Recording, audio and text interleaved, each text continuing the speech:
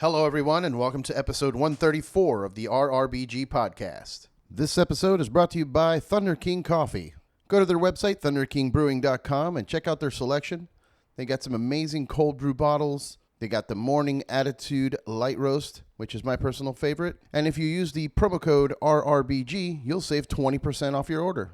And this episode is brought to you by our friends at Saints Joints. They are the premier pre-rolled joint package, founded in Seattle, but now available in California and Washington and Oklahoma. They have these incredible little pull boxes. Each one has a design from a different artist. Check them out. Go to saintsjoints.com. In this episode, I talked to Dean Lamb of the band Archspire. I sat down with him at the media area in NAMM 2020, and we had a great conversation about the band, their upcoming new music, their upcoming tours, his YouTube channel where he teaches his wife how to play songs, and we talk a little bit about their involvement with the show C with Jason Momoa. I hope you guys enjoy it. Don't forget to follow them on social media. Check out his YouTube channel. And don't forget to like, share, and subscribe to the podcast. Cheers.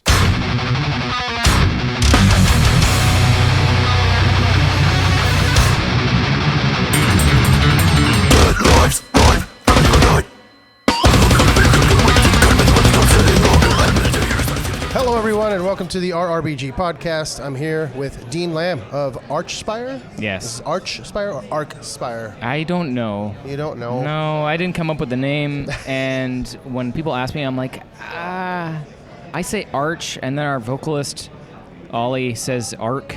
But he also didn't come up with the name, so what the fuck does he know? Can I swear on this? Yeah. Oh, great. Fuck. So the vocalist didn't, and you play guitar. I play guitar. And you didn't. So who the fuck came up with the name of the band? That's actually a closely guarded secret. Okay. And the real... No, it was our old singer. Okay. He was only in the band for like 3-4 months, but he was great. And some days I wish I had him back, but we're stuck with the guy we got. So... you guys, your last album came out in 2017. This is correct. I am assuming you guys are working on new music? This is also correct. Awesome. We're at home writing. I mean, I'm not at home writing right now, but when I do get home from this, we'll continue writing. We have more than halfway done, I think.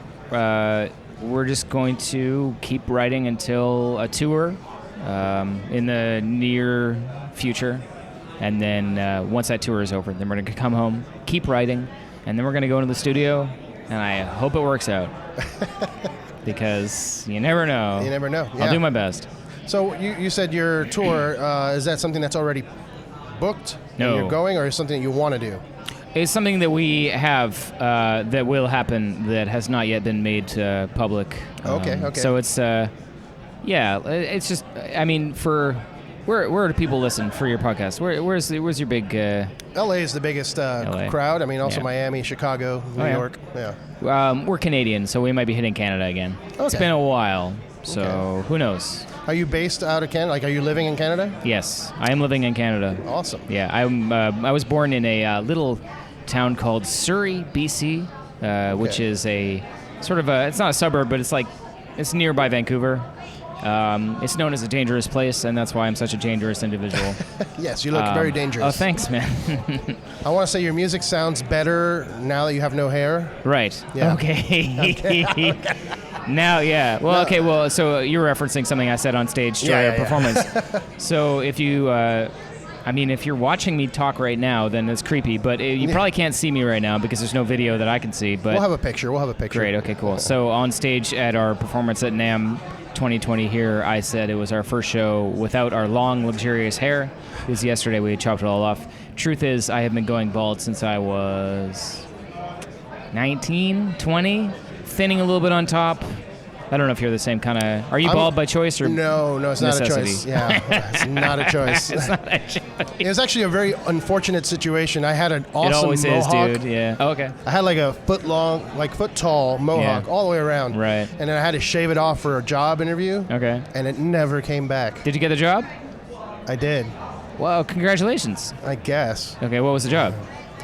It was some office job that I left after a while. Wow. It totally wasn't worth it. I wish I would have kept the mohawk. Yeah. And then after the fact, they were like, "Yeah, you could have kept the mohawk." Oh my like, God. You assholes. So you shaved it off preemptively to show initiative. Yeah, I just wanted to seem professional. Show up in a suit and tie, and I'm like, all right, they're not going to be cool with that. It was like a process serving law thing, so I assumed if I'm working with the law, I should look professional. Well, it's weird that you say professional because you come to a NAMM interview, and for anybody listening right now, he's not exactly dressed very professionally. He's got a jester hat on. Yep. What is that? Those are large, would look to be plaid clown shoes. Yep. Everything is plaid, actually. I'm now noticing everything is plaid. Everything is plaid. My face is plaid. Your face is plaid. How I've did you gone even into do ludicrous that? speed. Right. Yeah. When does the interview start? I don't know. Okay. I'll start at some point. I feel like you should know that. No. Fuck. I let it ride. I just go with the wind. Okay. All right. Very good. I noticed that when I was doing research for the interview, I saw you have videos that you're putting out where you're teaching your girl songs. Well, here's the thing. It does come across like that, but I taught guitar, and I still do a little bit, but I taught guitar for 10 years, and so I just have a teacher vibe to me. That being said, she is a very capable guitar player in her own right, and she plays in an awesome band called the Howl of Catharsis out of Vancouver. But we're doing some videos where we just, as the videos go on, we start to record dumber, stupider, more idiotic concepts that have nothing to do with guitar.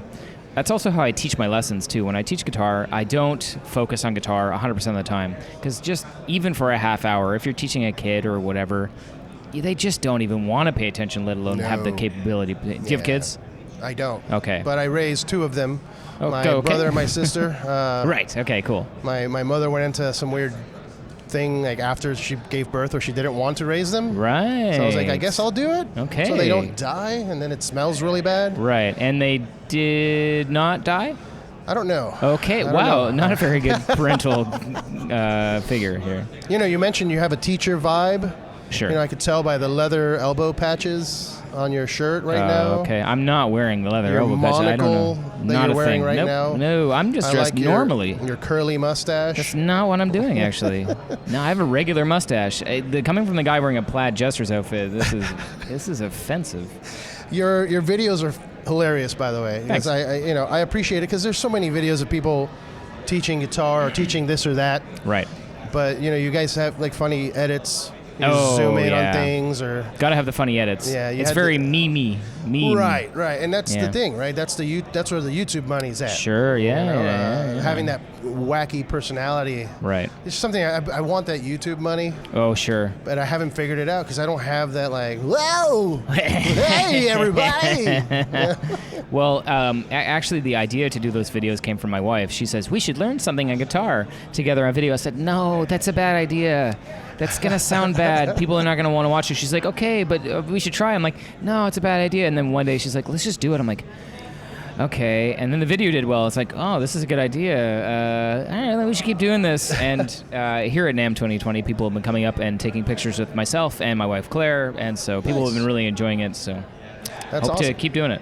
Keep doing it, man. That's where, like I said, that's where the money is these days. It's, it's more so than being in a band. Right. Making music doesn't really make money. Spotify doesn't pay you anything. Well, luckily, my band has managed to more or less do this full time. So we've been full time as a band for about a year and a half now. Nice. And it's been a very strange experience because I go home from tour, I'm like, all right, what do I do? Okay. And so it's sort of just, you got to come up with things to do that are going to, successfully use your time. And I don't know. I'm going to keep trying to do that when I get home. And everybody in the band's got sort of side projects going on. Not musically, but, just other things they're doing. And, it's a weird life that I have.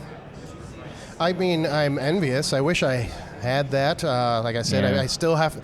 The podcast is doing well, but I'm still at that point where the sponsors are just giving me crap. Like they're giving me free coffee. Yes. Shout out to Thunderking Coffee. And oh, wow. they give me free joints of marijuana from Saints Joints, so that's great too. Okay. But, once the money can become a thing, then I can start trying to figure out what to do with my time like you do. Yeah. I noticed that one of your videos had video games in the background. Sure. You a big gamer?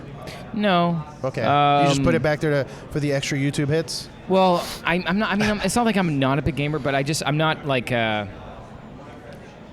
have a select few series of games that I really like. Claire and I are big fans of like Dark Souls and Bloodborne. Nice. She's really Torture. into Skyrim. What's that? Torture games. Heavy torture games. Yeah. Torture role play. Nice. No, it's. I mean, it's not something I do very often. Lately, I go in phases. Okay. So recently, myself and two of my bandmates were playing World of Warcraft Classic. Ooh. And we went back into it and we delved deep. Oh, no. And I was deep in for about 2 months. And then I kind of fell off. I was doing a Holy Priest, so I was healing. And when I was... Did you play World of Warcraft? I played it when it first came out. So when did I. it wasn't classic, it was just... Right. And then I fell off right before Wrath of the Lich King. Right. And never came back. And then when I saw that classic was coming, I was like, Yeah. I already did that. Right. You know? It was just as magical as it was back in the day, dude. Yeah. It was great. But I did get bored. Soloing with that class that I had was like, so I stopped playing. But That's the thing with MMOs. Like, you need to have Yep. a group. You can't solo. You can solo, but it's just boring. Well, I mean, hey, being certain classes, it's more fun to play by yourself. It's always more fun to play with other people in that game. Yeah. But I just found, like, dedicating the time to do it, I was like, I can't do this. Yeah. And, I mean, my life has been better ever since, so. Yeah. I mean, it's. I played a lot of Final Fantasy 14, which is another MMO. Okay. And that just, Yep. takes a lot of time too. Right. And it takes time away from being creative. Yes. Doing things. So Yeah. But it's hard. here's the thing, though. I heard somebody the other day say that the human being can't be productive 100% of the time. That's true. And some people are talking about, you got to wake up at 4 a.m., go to the gym, like go the for Joe a run. Rogans of the world. Yeah, exactly. Go hunting at 5 a.m. Well, he actually also has a dude that's on his podcast quite a bit.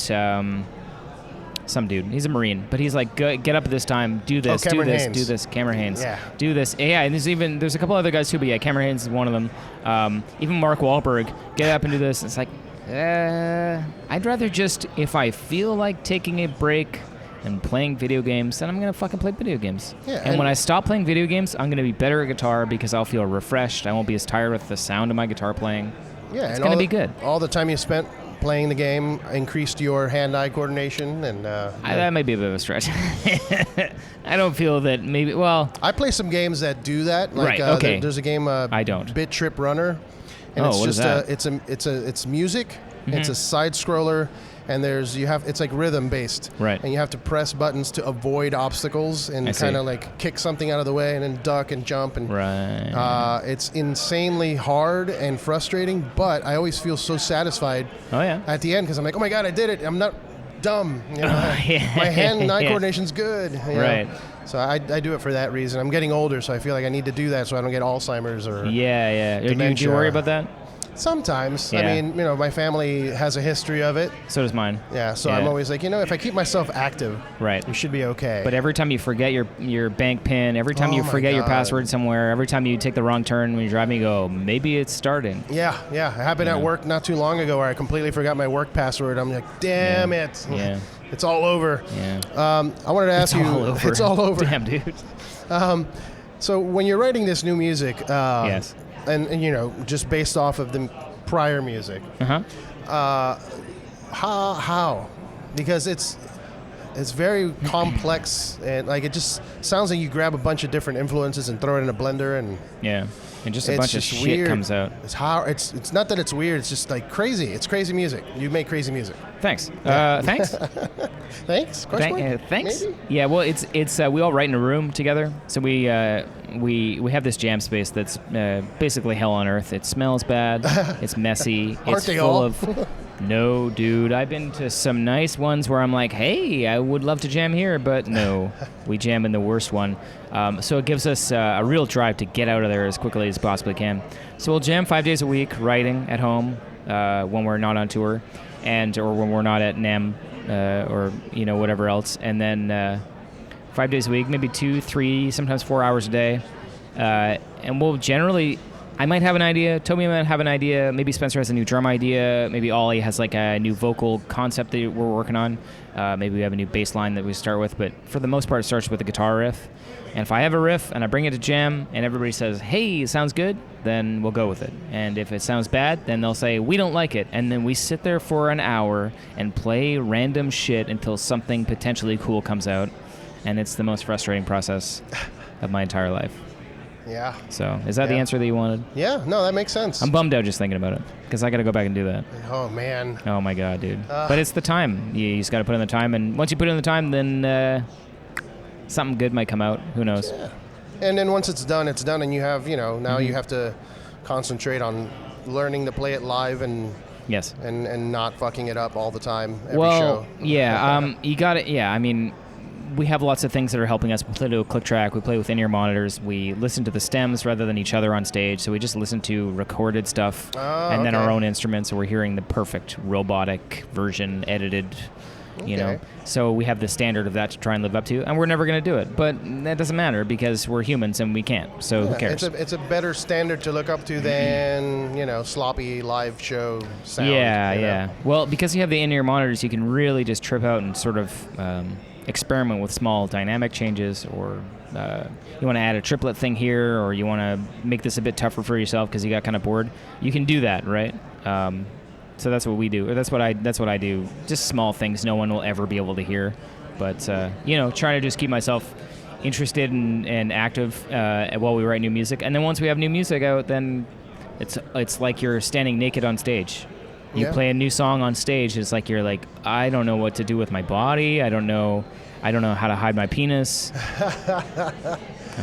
When you're doing new music, I mean, as a fan of the music, like as a fan listening to the music, it's always kind of weird when a band starts playing new stuff before the album comes out. Right. Are you a fan of just kind of playing your older songs until the album's out, or do you play new stuff before and just kind of figure it out, guys? As a band, our primary focus is to make music that we love, that we think is amazing, that we are really proud of playing, and also engages the audience and is really fun for them. So if we don't play a song live before the album comes out, we would be, in my opinion, foolish. I think we need to see how the crowd reacts. That's true. So what we did last album, on the way to the studio, we did a string of dates where we played 4 new songs on that for the first time ever. Played 4 new songs on that tour, and just saw how the crowd reacted. And those 4 songs became better for that.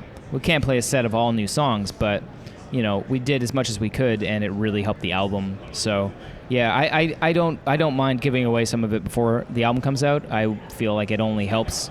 Yeah. It hypes people up, maybe. Yeah, well, especially if they hear a slightly unfinished version live, and then they hear it on an album, they go, oh man, this part is different. I mean, no one's going to remember it. No one's going to fucking remember it. There'll be one guy. One dude will remember, like, oh, I remember that. But then... I preferred it live. Do you like Necrophagist? Yeah. Okay, they did a tour where they played a new song. I mean, I listened to YouTube versions of that. I'm like, I can't tell what the hell's going on. Yeah, it sounded really cool, but I was like, if I left from that show, I'd be like, I mean, I couldn't even sing a single riff from that. Well, I mean, I can never sing a riff from... Actually, I'm going to attempt... How do you do that? I'm actually going to attempt that right now. So 3, 2, 1. That's how I count in music, by the way. 3, 2, 1. Anyway. Okay, 2 final questions. Sure. Fantasy tour lineup for you? Like replacing my current existing band members? No. I'd say Jeff Loomis. So you're talking about my ideal band package, your tour package. Yeah. 4 bands. 4 bands. Including my band. Yes. Okay, well, Necrophagist had to be on there. Yep. Beastie Boys. Sarah McLachlan. Sarah McLachlan? Yeah, dude. Why not Celine Dion? She's got a metal shirt. Celine Dion kind of scares me. And also, she's had a weird life, dude. This is a weird life. I haven't kept up since the Titanic, but... Do you know that she married her manager? Oh, no. That sounds like a bad idea. Who started managing her when she was 15 years old? What? And then he died recently, in like last 4 years. Oh. Weird, dude, That's right? weird, yeah. That's some threatening aura around that whole area, so I'm not really into that. Yeah, don't bring that on tour with you. Sure, no, yeah, but he's dead, so... Yeah. So he can rot in hell, Celine Dion 6. Like to say rotten hell to whatever the hell that guy's name was. I think his name was like Celine Dion. Mr. Celine Dion. You can rot in hell. Oh, man. And the final thing, I know you guys were involved with that new Jason Momoa show. Mm-hmm. Were you involved? Were you in it? Well, I wasn't in it, but I did have a hand in putting together. Actually, in the show. Have you watched the show? No. So there's a scene in the show where Jason Momoa's character Baba Voss, he does a big rap. Like a hip hop rap? Kind of. Well, I mean, it's like a flow, like a few lines of flow, kind of rhythmic kind of stuff. So Ollie, our vocalist, and Jason worked really closely together on writing and making that sound kind of like the intro of our song Calamus Will Animate, because Jason was such a big fan of that song. Okay. He actually came to a show in Vancouver, and I was very nervous to play in front of him. And then I was like, why am I nervous? I'm a better guitar player than this guy probably is. He's also a fan of yours. He's also a fan of ours, but he's just so tall and handsome and dreamy. So yes, I have a problem with most Momoa. handsome man I've ever seen in real life. Yep. Mountain of a man. Oh my god, dude! It was like really weird meeting him, but then he was super chill. It's like, oh, all right, this is a guy. It's a guy. Yeah. He's a millionaire guy. Just a millionaire. But yeah. So when Ollie put that together with him, we were Ollie and I worked on recording like a pre-production version of that, and I spent a few hours with Ollie recording it, editing it, piecing stuff together, and then I found a bunch of clips of different sound effects, tried to make it sound like a movie score, and just gave him sort of our idea of what it was going to sound like in the show, and he was really pumped on it.